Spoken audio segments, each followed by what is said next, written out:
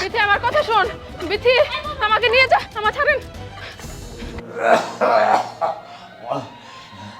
সাজ্জাদ, আমার বিথি কি ভিক্ষা করে আমার নাকি ওষুধ নিয়ে আইছে? আব্বা এখানে তো আয় নাই, তুমি চিন্তা করো না, আই পড়বো তো দেরি করার কথা না। আমি বোধহয় বাঁচবো না ওষুধটা খাইলে। ও বিথি, আব্বা আমি আইসা পড়ছি, তোমার কিছু হইব না। মা তুই আমার লাগে ওষুধ নিয়ে আইছ?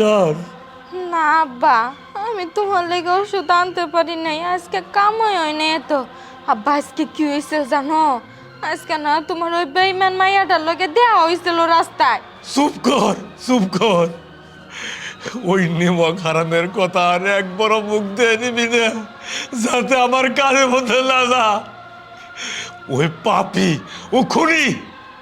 এত কষ্ট কইরে আমি ওরে মানুষ করছি, লেখাপড়া করাইছি, সব কিছু বিক্রি কইরা চাকরি নিয়ে দিছি।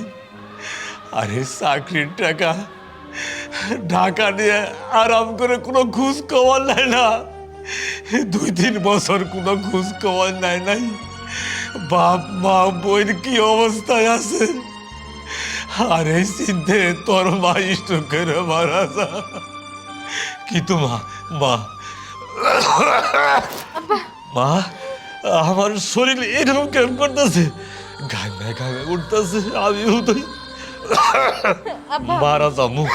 না না ভাই, এগুলো তুমি কি কইতাছো? মা, আর কিছু হইতে দিন না। মা তোর হাত ধরে একটা কথা কয়ে যায়,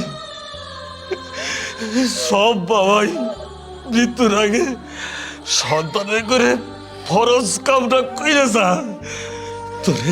তোরে বোধহয় আমি গিয়ে দিতে পারবো না। ও বাবা, সবাই আমরা মাফ করে দাও। চোখের মধ্যে কি বল মারতেছে।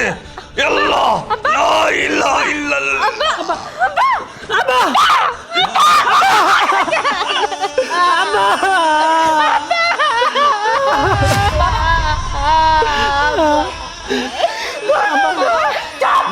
তুই আমার বাপের কাছে আসবি না, আজকে তোর লেগে আমার বাপে বললো।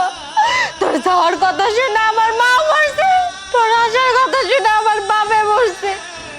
তোর লেগে আমি সবাইকে হারাইলাম, কেউ রইল না আমার। বিধি, আমাকে এভাবে বলে আর কষ্ট দিস না। আমি তো জানি না যে আমার জন্য